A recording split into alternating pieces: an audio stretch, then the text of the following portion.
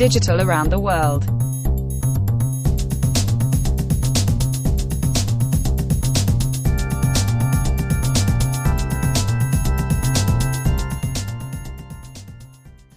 Good morning, ladies and gentlemen. It is 9 o'clock in Geneva, 7 o'clock UTC. Welcome to the first edition of the Digital Around the World, who start today and will finish tomorrow, 21st of October. It's a long trip from Europe to Asia, back to Australia, USA, and Africa. And now we're going to start the opening plenary session with Sébastien Ziegler, President of the IET Forum, who will introduce all the keynote speakers of the opening. Mr. Sébastien Ziegler, the floor is yours. Welcome again. Okay, good morning, everybody. Good morning. Bonjour, buenos dias, ahlan wa sahlan to our colleagues from Middle East. Konnichiwa for colleagues from Japan. I think it's the afternoon now, and from all colleagues from all over the world if you are joining us already. I have the pleasure to chair the IET Forum, which is committed since many years to promote international dialogue and cooperation in the domain of research, and in particular research for Internet of Things and digital transformation. So this Digital Around the World is an opportunity to engage with different research communities from all over the world. It will be a non-stop event of 26, 27 hours, turning around the world. Now I have the pleasure to open the Digital Around the World first edition, to have an excellent panel of distinguished speakers. I have with me Max Lemke, who is the head of the IoT unit at DG Connect for the European Commission, so who is, in a certain sense, the lead on the primus inter pares in the definition of the future research program, research strategies in the domain of IoT and digital transformation for the European Commission. We have Nasser Al-Mazrouki, who is the chair of the Study Group 20, so the group which is in charge of standardization for the Internet of Things at the International Telecommunication Union, which is the oldest international organization, by the way, over 150 years of existence to promote international cooperation in the technological domain and communication domain. We have with us also Thomas Hahn, who is the president of the Big Data Value Association, but also very engaged in standardization and a very long experience in the industry as one of the chief technology expert from Siemens Technology. And we have Joanne O'Brien, the vice president of TM Forum, one of the largest telecom industry alliance, bringing together all the stakeholders from manufacturers, solution providers to service providers in the telecom industry. So it's a great pleasure to welcome them and to together start to embrace and discuss the potential of technology and digital transformation to support a better world. It seems to be an obvious topic, but it's something that has been highly highlighted by the recent experience we had with the COVID-19, which was a tragedy for many humans, which was at the same time a period of time where many industries were impacted and had to reconsider their way to work, where the society also, the public administration had to think out of the box to find new ways to move forward. In this context, digital transformation plays a central role for e-health, for supporting, for inclusion with the different regions of the world. So we'll try during this panel to explore different angles and to together have the time to explore different options and ways and venues to move forward and to leverage on digital transformation for a more sustainable and better world. So let me start without any more delay to give the floor to Max Lemke, who will present his first views and introduction and perspective on digital transformation from the European Commission's perspective. So Max Lemke, you have the floor. Thank you. Thank you. Yeah, you can hear me? We can hear you, yes. Very well. So I'd like to welcome you here on behalf of the European Commission, on behalf of Roberto Viola, the Director General of DG Connect. I think it's very important to have this conference in difficult times and to have it take place and not just to say we do it after the COVID-19 crisis. So connecting around the world and discussing the latest trends in digital transformation. We cannot meet to discuss, obviously. I still believe this is a good way to keep the dialogue going between top-level speakers. So what I was saying is we cannot substitute real meetings. We will miss, in particular, the corridor talks and the meeting in the breaks, because that, I think, is essential for us to meet.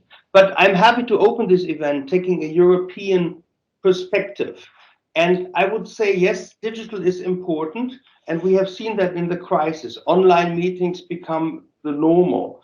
And we see delivery without meeting people through drones, through autonomous vans, which have been speeded up, and you see them be taken up now.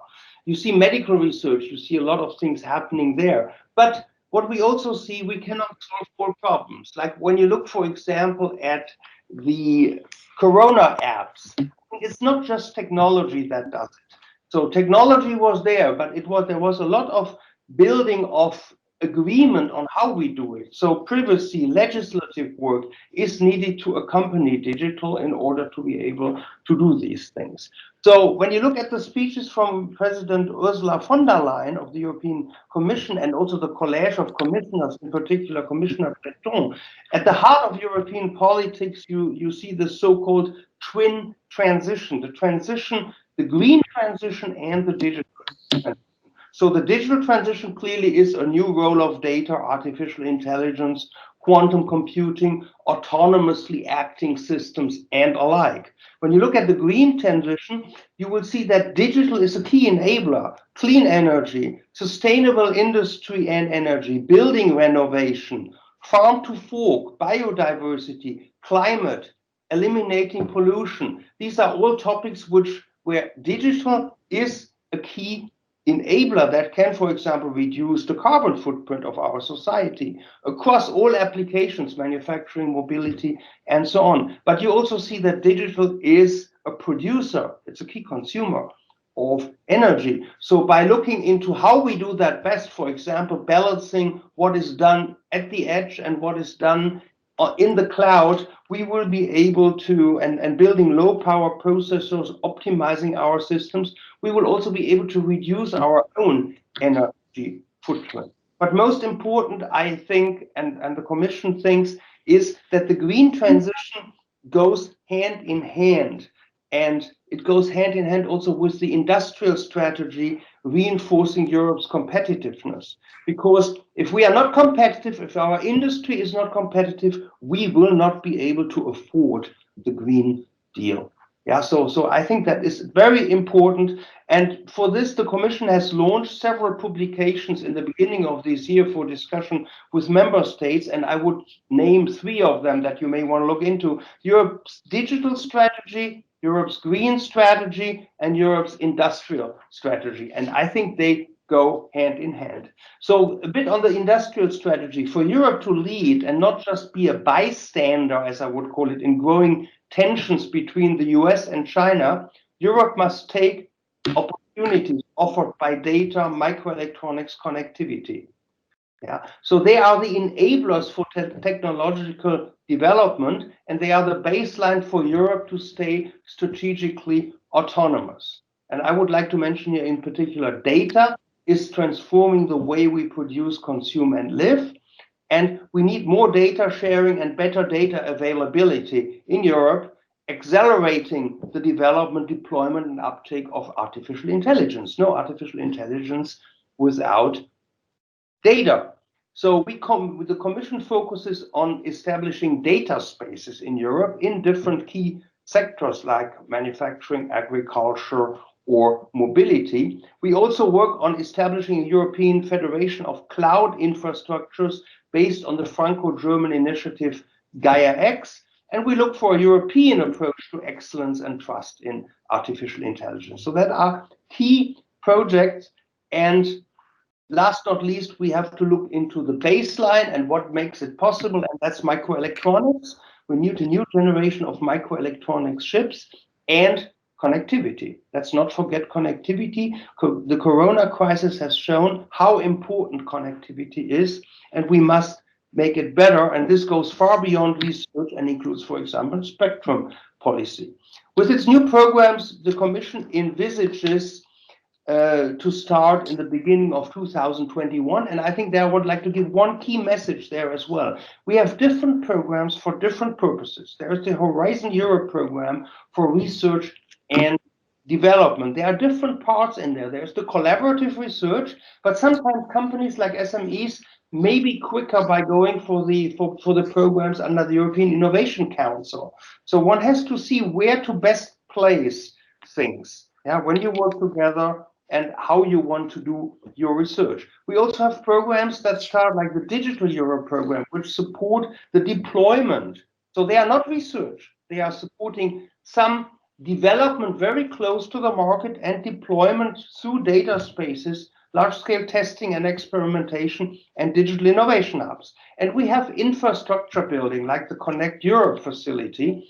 Number 2 is the second one of this kind, to build European and connected national infrastructures.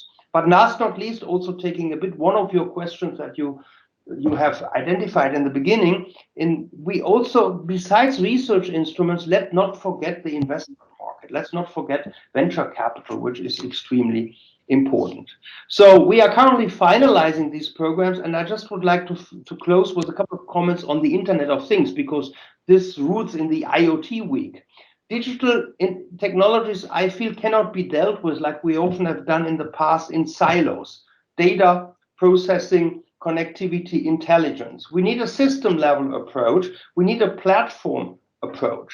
And that's not just development, or that's not just engineering. There's also research related to that. The next generation of smart Internet of Things, I see a bit as the connector between them. Some people from the real-time side or the automotive aerospace side may call them cognitive cyber-physical systems. But at the end, that's very similar. And what we can see here is a trend from cloud to edge. Today, 80% of processing is done in the cloud and 10 to 20% in the edge. On the cloud, that will not decrease, but the edge computing is decreasing much faster. So in some years, 5 years, we expect this to reverse. So there will be a lot that has to be done at the end. So intelligence, we believe, will move to the edge. Computing power will go more and more where the data is. And this edge needs to be seamlessly integrated. And there are new opportunities, new trends for that. And when you look at applications that will probably be supported by some of my colleagues later, when you look at health and well-being, data privacy and data security are key factors for driving towards decentralized solutions in hospital and healthcare environments. Processing and keeping data locally will not only give higher security and privacy, but also will minimize the energy consumption. We see similar things in the Green Deal, reducing the carbon footprint. Transferring data across the internet is a very high energy intensive task. Edge computing will help to reduce the energy consumption and carbon emissions. And we see similar things in agriculture, monitoring plants in real time from the tractor and optimizing the use of pesticides and water and others. And I'm not going into manufacturing here because I'm sure that my colleagues will stress that, and also some of the other applications. So with these concrete examples underpinning the trend from cloud to edge that we see happening, I would like to hand over to the next speaker, and I wish you a successful exchange here in this conference around the world, which I think is important to keep the dialogue going. Thank you very much. Excellent. Thank you very much, Max. I think it was a very interesting introduction, in particular what you stressed regarding the edge computing, which can address several objectives. First of all, scalability, because we know that there is an issue of scalability if you have to bring all the data to the core of the system. Environmental footprint, privacy or data protection is maybe another dimension that is related to edge computing that can enable us to facilitate the adoption of technology. I think it's a very good transition to Thomas. And Thomas, please, you have the floor to present your own view and vision on this. And I think data is something that is, of course, of high interest to BDV. Yes, of course. Hopefully you see my slides. You see the slides, yes? Or? Yes, we see Okay, that. perfect. So many thanks to Max. And you will immediately recognize we are working on similar topics and let's say in the similar direction. So I will give you a short glimpse about what we are doing regarding AI data. Just said before from you and from Max, and let's phrase it autonomous system. I always like to start, and I think this catching up some of the thoughts which Max are giving, which I describe always as a holistic view. You know, when you're looking at the left side, this picture is some kind of drone expecting a pipeline, what is, and you see the ingredients what you need. You need connectivity, IoT. You need here to sensing, perception. You have to have data, and you have to create value out of the data because you want to improve something, and you have to calculate data. This can be like Max said on edge, cloud, in a HPC system, and so on. This is somehow what you're always describing as a holistic view when you want to improve something, and I will have included one example from energy, not from manufacturing, Max, but nevertheless is quite touchable, which you have to look at it. And when you're looking at the corners, you're seeing safety, security, values, trustworthy, and which you have to respect. Let's say some of the exception of, or some of the thoughts, let's say, of site conditions, depending on the domain. Cybersecurity was mentioned before from Max, where we have to look inside. Max mentioned also precisely, we have to make a business, we have to be successful, we have to create impact. And that's the reason why I always like to use this middle column, where you see here in the bottom some kind of architectural standardization framework, where you're showing let's say some of the dimension in manufacturing environments. Then we have to look what, especially for AI framework, from the technology, from the AI ecosystem enablers, besides the values have to be addressed. And at the end, you know, we have to influence somehow the business ideas. Really here using, I like always to use from St. Gallen, this business model of a navigator, because at the end you have to improve something. You have to look what a new value change, what a new value proposition, what are the revenue mechanisms, how we can do it. And Max put another dimension on top of this. We have to cooperate. And this is exactly what I'm stressing here on the right side. And you see here on the bottom, BDVA is not alone. You see the robotics colleagues on the right side, Ziegler, Alice, and NeuroAI, the AI colleagues.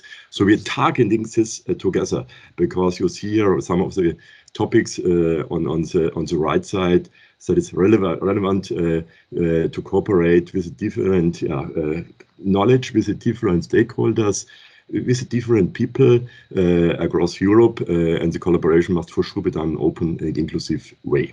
So that's in a nutshell. Now I want briefly to stress an example, and Sébastien, follow up to our discussion briefly before, I put one example inside, also to demystify a little bit CAI, because when you're looking here in the picture, this is, you know, wind park, you see maybe some windmills, you see here also with the fog some shadow, or with the cloud some shadowing effects, and you have to calculate somehow from which direction the wind is coming, how to optimize this, how to get more energy out of this wind park. You can adapt this schema also in other topics. So you have on the one side this classical control loop, the gray one, where you collect a lot of data from the system, from the wind park or the windmill. You have maybe some kind of closed loop controller. This is shown here on the left side, but don't ask me about the details. But then you have can collect a lot of more data. This is going when you're going over to the orange circle, where you have really can collect weather data, shadowing of windmills, energy needs, forecast from weather, and. Meaning when you combine this all, and for example, using a reinforcement machine learning loop, then you can, in a controlled way, modify, let's say, the classical loop. I always like to show this example because it's given a glimpse for how we can, established industries, in this case, energy, with this classic control, enhance this new mechanism with the data need, with the AI need to create value out of this. That's what we are touching, and only, and here I will be very fast, giving you some kind of quotes, maybe from Hank from Philips, which is a possibility, and that it will be key, including the data topics, or when you're looking to the lower side, where Barry from the research department in Ireland, Johan, where we have putting, let's say, the different attitudes. Only to give you a glimpse, and you can have also later the slides. What have we done, or what we are doing? We're setting up this jointly. We're setting up this jointly in partnership. Here you have the, let's say, a snapshot of the website where you get all the documents, the research document, the proposals, actual discussions, presentations available, because we have also to distribute and to share this knowledge. Let's see the last result, roughly published 2-3 weeks ago, mid of September, is some kind of research development where we're describing what is needed, what are the requests, what are the collaboration with other initiatives. Think about my first picture, what are the needs, and let's say you're looking here on the right side and coming back to the intro, regarding what you want to achieve. You see also some of the vision, what we want to achieve, where you see also this social well-being, environmental aspects, and what we discussed before. Only an side remark, also in this difficult time, we have never met when we have developed this version of the document. We have done this also with the digitalization, which we are able only to give you also a feeling what we are doing. General objective, and I want only to snap, so it's very short, is, let's say, Max mentioned this, you have to look, and every country, every region is doing this, so that we cover some of the aspects. We have really to do some kind of leadership in this area to create impact. And last but not least, competition was mentioned. But to be honest, that's not a closed shop, as you know, and coming from an industry company acting worldwide. We have also a lot of relation outside in the world. To give you a feeling, and here's really a snapshot about when you're looking at the right side, about in different domains, because this is a topic for different domains. And I think, Johan, when I got it correctly, you will touch later on the healthcare example. You're seeing here the data spending per industry. By far not sufficient. We have to do more, really, to get value out of the data, getting connectivity, getting, let's say, improvement in the different dimension which we have done already discussed before.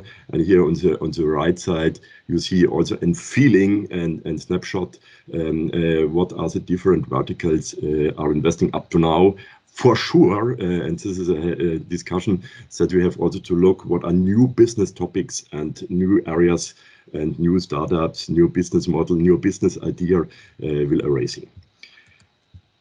Now you can ask me, what the hell is Thomas speaking about AI, data, collecting data, what the hell is this done? And you mentioned before, I'm also a vice president of a standardization body, where we're speaking about standardization from cloud to sensors or actors, also from cloud to the shop floor, so to say. Why is IoT is coming to the picture? And I just rephrase here and put a little arrow and reflect to this view, this holistic view which I mentioned. And you can imagine IoT is a major topic, because at the end, with IoT, we get the connectivity, we can collect of data, we can improve our processes, we can ensure our well-being, we can making also some activities in the actual crisis to improve our health with system and.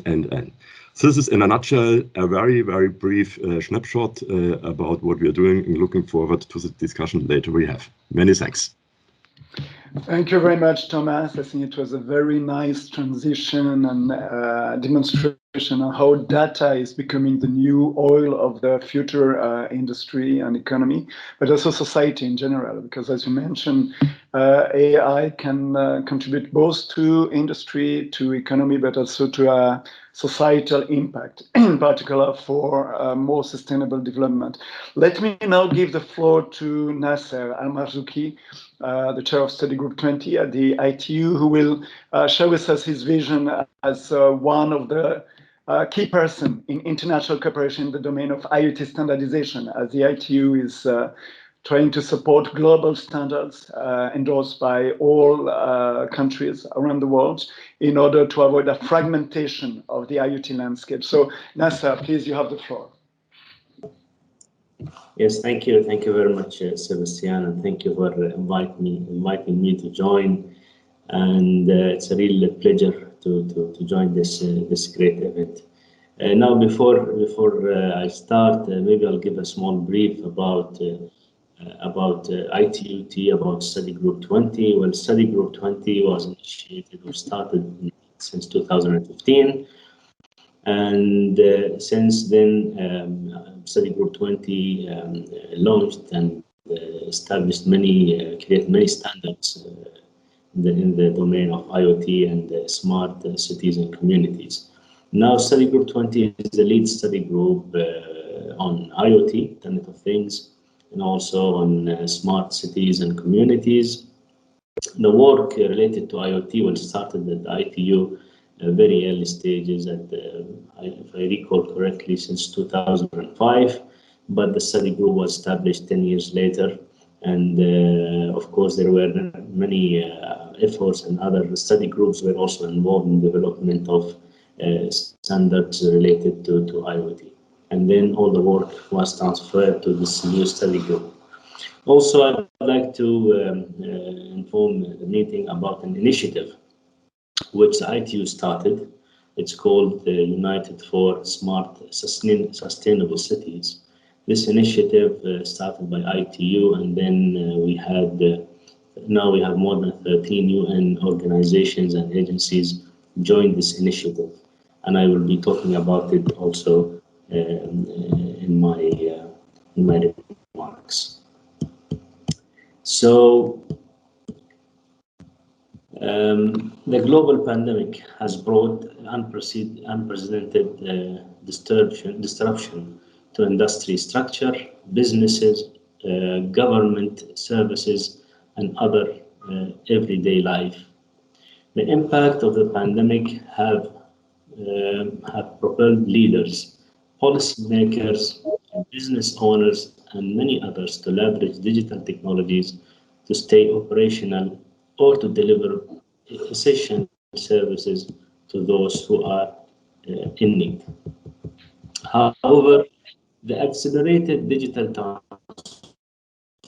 transformation frequent challenges associated with digital technologies to resurface from interoperability issues caused by legacy systems to data silos limiting data availability. More importantly, according to ITU, roughly half of the world population remains offline. And as was mentioned by Max and Thomas, this is a very important matter, given also what we have faced recently with this pandemic. So we have noticed that connectivity is a very essential element to face these challenges. So without a clear pathway to digital technologies, they will not be able to enjoy the benefits of digitalization and will be left behind.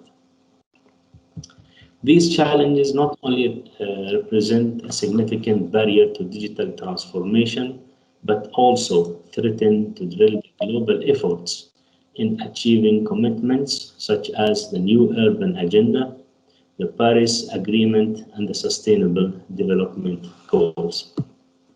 It is clear that a successful digital transformation requires us to focus on bringing sustainable growth while leaving no one behind.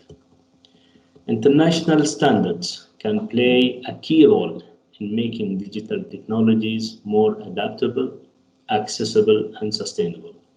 They can provide important guidance for improving efficiency and interoperability of digital infrastructure and lowering the barrier for entry of a wide range of digital solutions. For example, ITU's technical standards have provided guidance for defining a technical framework for open data in smart cities, which can help city stakeholders to define the key roles and phases of different open data activities. They have defined the common requirements for data management and applications of the IoTs. ITUT Study Group 20, which is the expert group, which I have the pleasure to chair, has also developed standards that, for example, set the requirements and capability framework for smart environmental monitoring, which is a critical component for enhancing the ability of IoTs to manage and monitor environmental data, and define the security capability for supporting the safety of IoTs and setting the security design requirements for telecommunication/ICT systems used in IoTs. Thank you very much, sir. Together, these standards play a critical role in enhancing the interoperability, security, and accessibility of ICTs. Being an optimist myself, I would like to think that the pandemic has given us a new opportunity to steer digital transformation towards being inclusive and sustainable growth. Yes, I believe that is no one organization or a company can do this alone.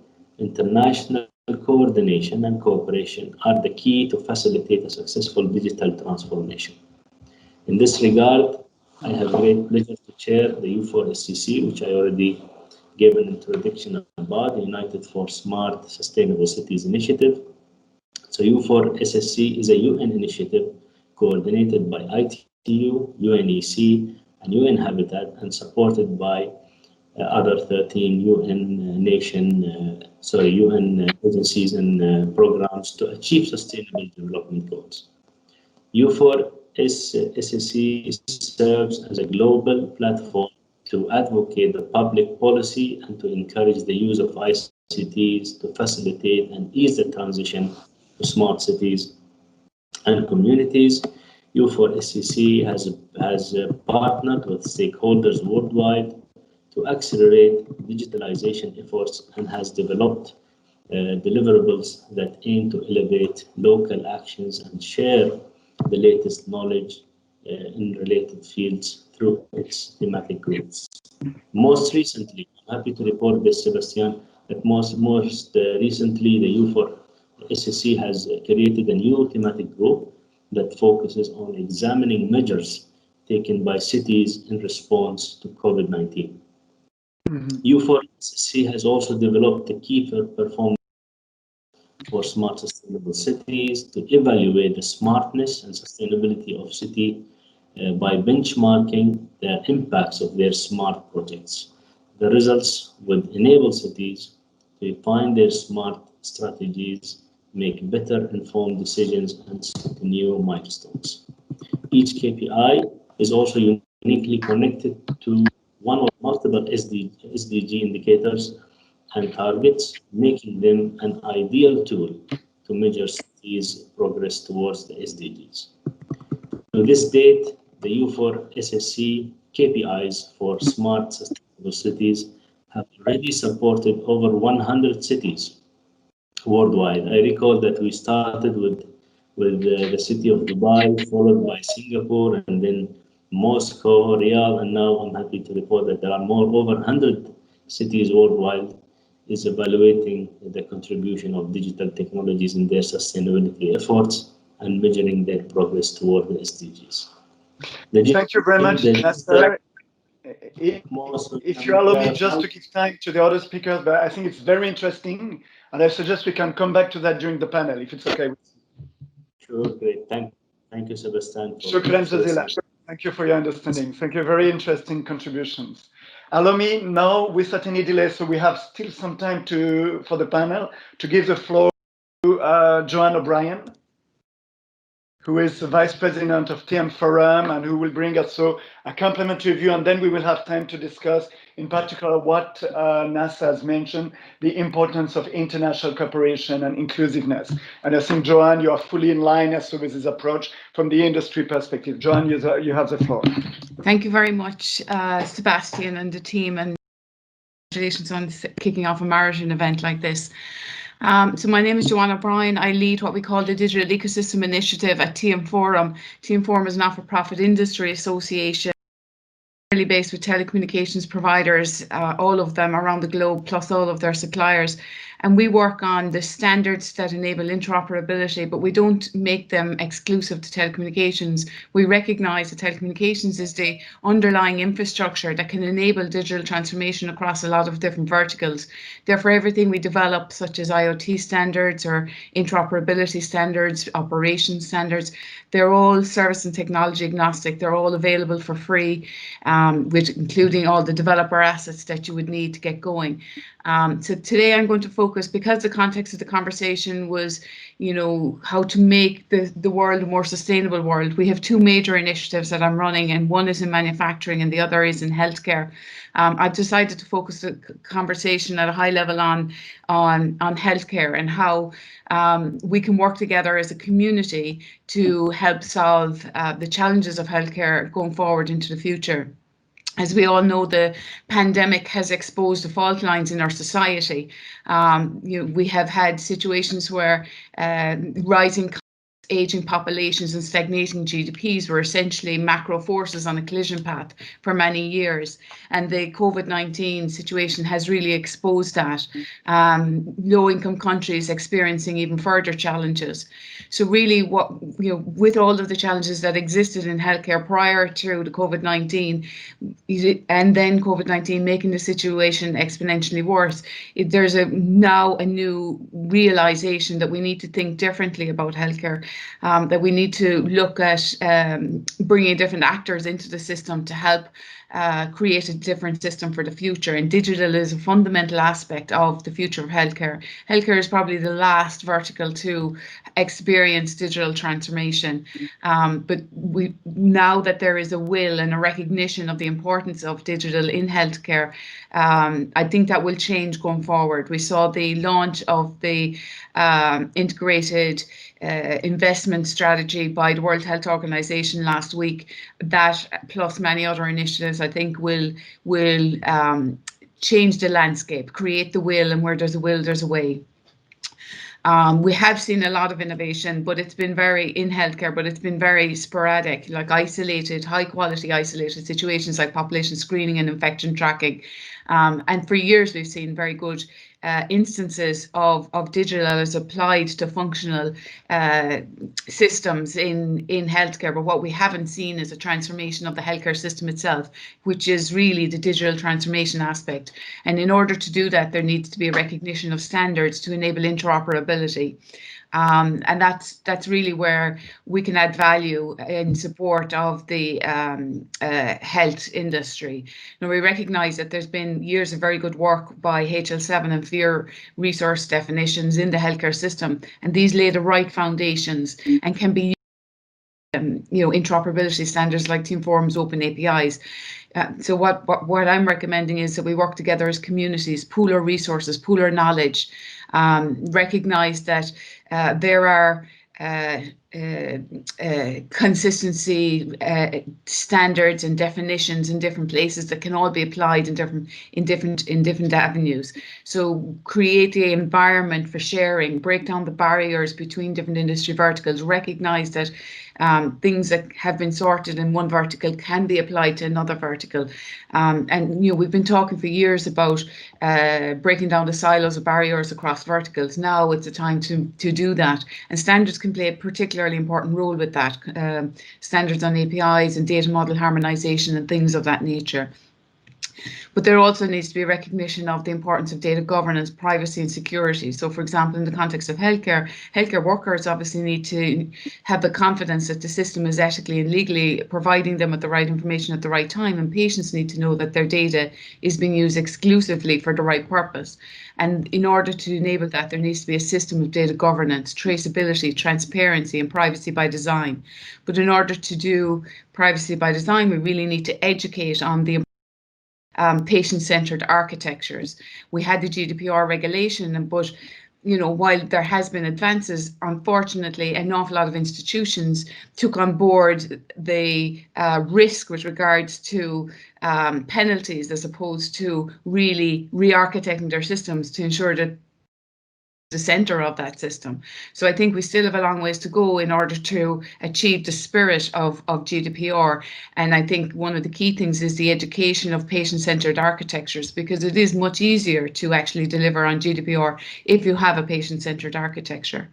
Another aspect of healthcare is really in that by working together as communities, bringing together digital and health systems and governance providers, you can re-architect for better systems everywhere. I worked on a project titled Enabling Affordable Quality Healthcare Systems, which is based in India, and this was looking at how you can regionalize healthcare, provide detailed diagnostic systems in rural areas in India and transport that data to the city centres where the centres of excellence were. This meant that thousands of people would not need to walk for hours in order to get some basic medical assistance. These are the types of things that can be done when you re-architect your system, when you base it on standards, when you design for scale, when you protect your data. So this really is the big message from me, is about we need to work together as communities. We need to dispense with artificial boundaries and barriers between verticals. We need to educate on citizen-centered architectures. We need to accelerate the uptake of international standards for interoperability and help bring together affordable healthcare for everyone, everywhere, achieving SDG 3. Of the Global Sustainable Development Goals. So that's just a flavour. I focused on healthcare just in the context of COVID, but really everything I said could equally be applied to energy and manufacturing. And there's an awful lot of common infrastructure that can be reapplied. Let's not reinvent the wheel. Let's share our knowledge and resources, accelerate innovation, and bring the value to the citizens globally. Thank you very much, Joanne. It's a very inspiring contribution also to the debate. Following on what you just mentioned, I think you mentioned quite a number of points which are highly relevant, and you mentioned something which I think makes a lot of sense. Is we are speaking since many years to overcome the silo approach and architecture. We tend to talk a lot, to make many promises and visions. What would you recommend to be effective, to walk the talk, to make it happen? What can be done to make this convergence and collaboration among the different stakeholders to be really effective and impactful? What would be your views, your recommendations? And maybe I will invite the panel also to give their views on this question.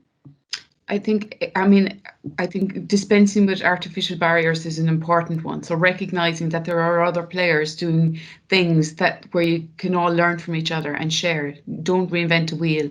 Recognize then that certain things really do need to be harmonized. Without consistency of data and data definitions and governance of data, we will not achieve scalability. We saw with COVID, we had every different country, even in Europe, using different definitions for the most basic of things.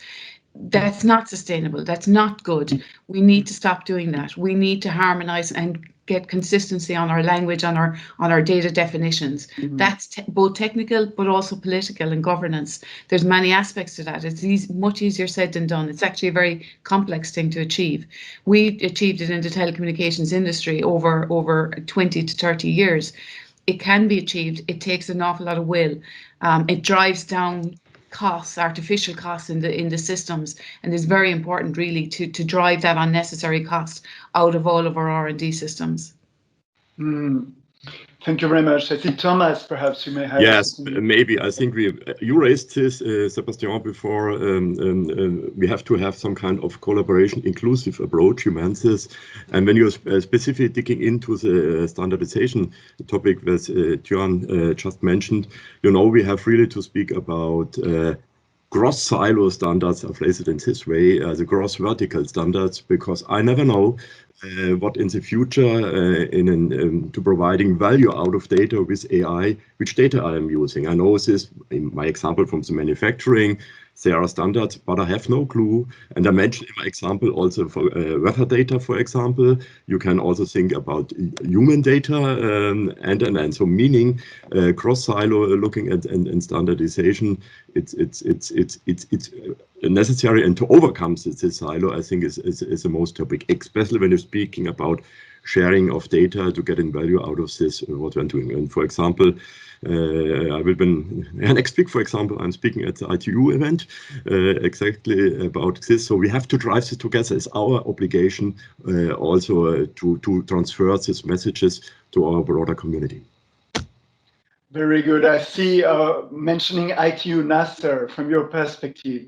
What can be the role of ITU to make it really happen and to avoid this kind of, sometimes I have to say, and it will be perhaps politically not correct, but there are some competition among SDOs instead of working together, trying to find complementarities. So what can be done in order to facilitate this convergence, this collaboration, and facilitating this emergence of global standards that are globally recognized by working together with all the stakeholders? Maybe Nasser, if you have a view on that. Yes, thank you. Thank you very much, Sébastien. I think this is a very, very important question.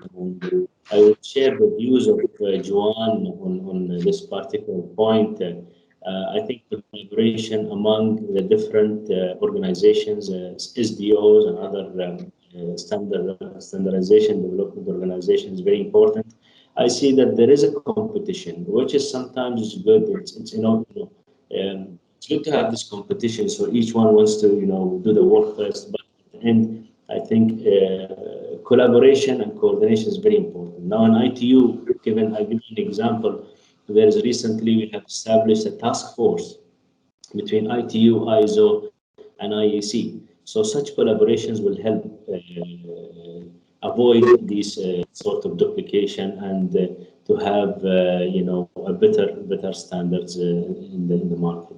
We also develop a roadmap called IoT roadmap, where we gather all the work done in other SDOs and other I'd say organization and put it in this roadmap, and this has been updated almost twice a year or yearly.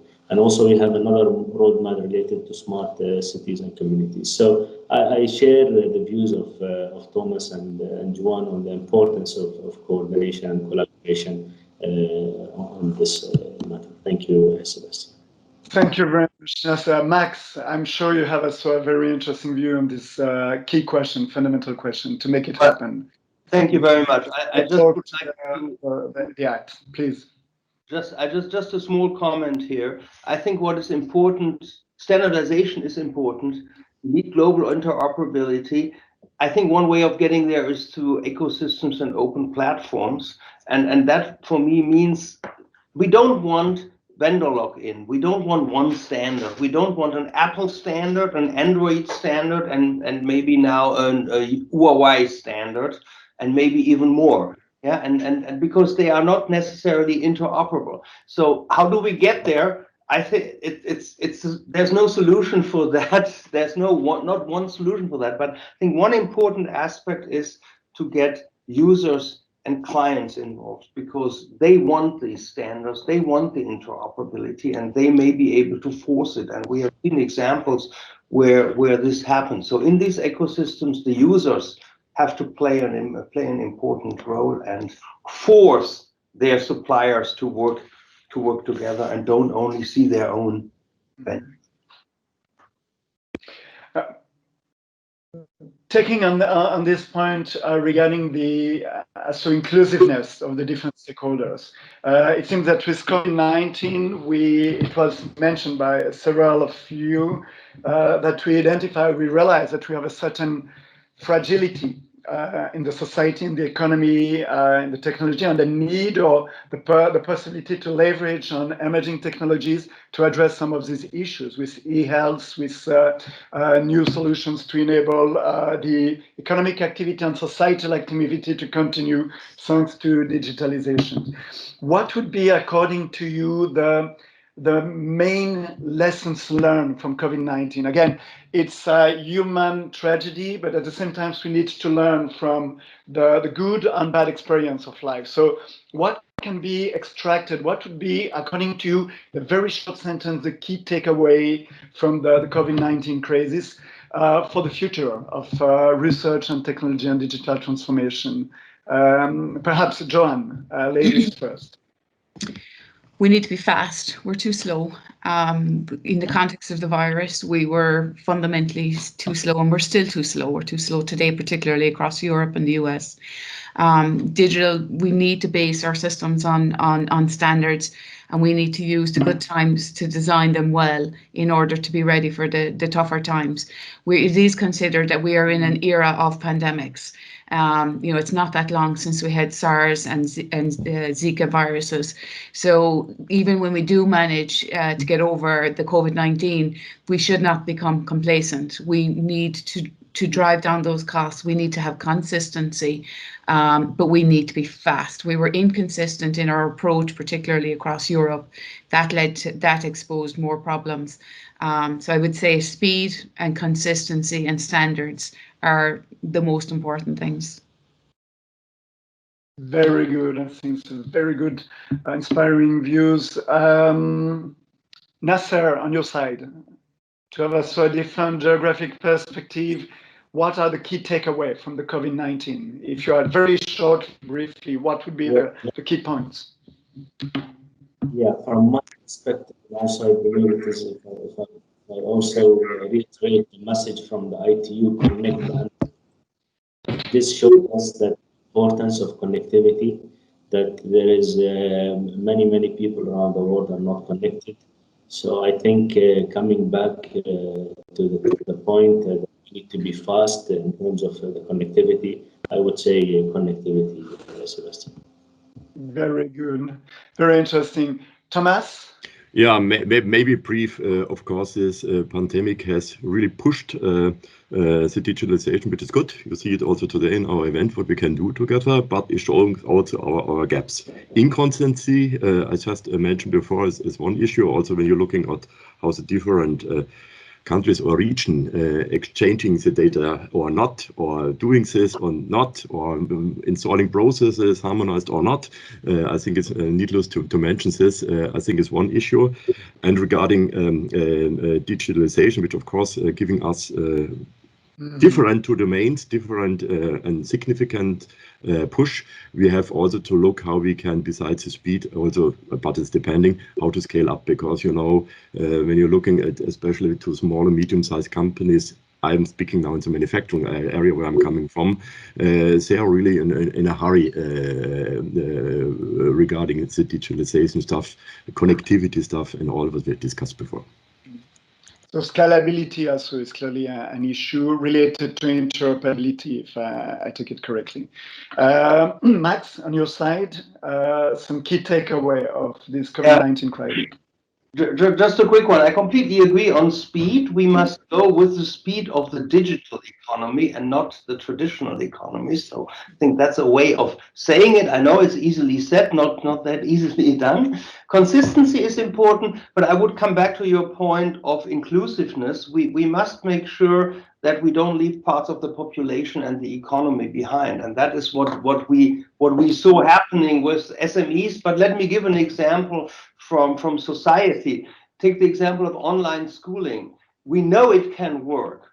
We have seen it working in some areas. I have lived in the United States at that time of online schooling, and I saw that I've seen the effect that public schools said we cannot offer proper online schooling because not everybody is included and can do it. So some parts of the population could have done it, but they couldn't do it also because others couldn't do it. And I saw that across Europe, not everybody has equipment and things. So we have to really speed up to enable all of us to be included in this. And I see that that is still happening too slowly because we have the same discussion ongoing now again.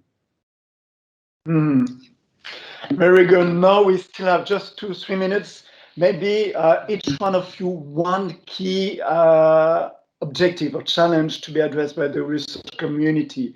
According to you, one major challenge that you would like the research community, both from the industry and academic world, to address? What would be the main challenge to be addressed in the coming decade? I really like the comment from Max regarding the ecosystem. You know, I'm just coming out of a training from Marshall von Alstein, one of the platform ecosystem gurus, who was speaking about openness, governance, and interaction focus, which we to look at it. This is valid, let's say, in business, but also in research aspect, which we have really to target. This would be, and we have to think how this new ecosystem approach will influence a different dimension in research, business, and in our life.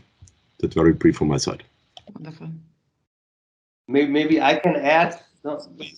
I would jump on the word system here, and I think that system level approaches are important because we need to reduce also the complexity of these systems. That means using artificial intelligence, for example, in programming environments. We will otherwise not be able to master this complexity in future. So we need system level approaches and need to support that to reduce the complexity of those systems. Thanks, Max. John, please. So my view, actually, I'm just going to bring a new topic in just because we haven't mentioned it. I'd like us to focus on lowering the barriers of innovation. It's still too hard, particularly in Europe. It's too hard for companies to get off the ground. They're still migrating to the US and Canada at a tremendous scale. We need to stop that. We need to make it much easier for small businesses to get going.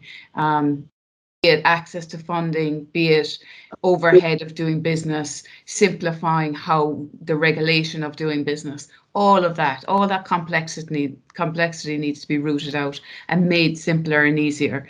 So I would say it's fundamentally that's about lowering the barrier to innovation. Thanks, John. And Nasser?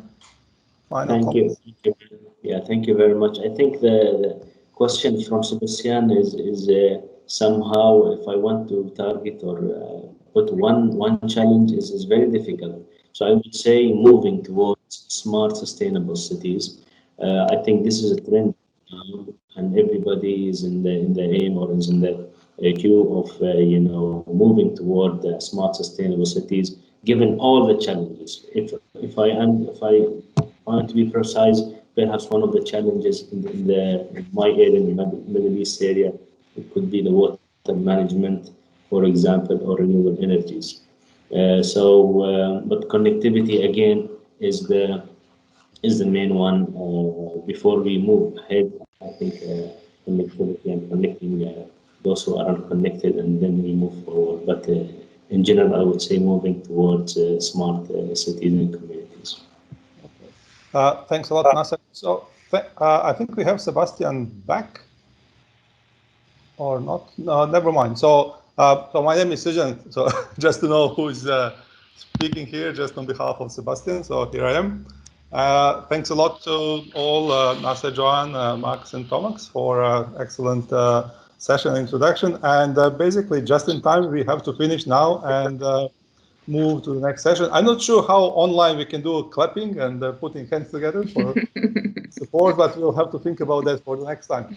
So thanks a lot, and I'll ask Antonio Scarmetta to take over as the moderator of the next session. Thanks a lot. Bye-bye.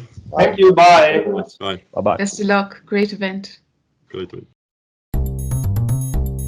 Digital around the world.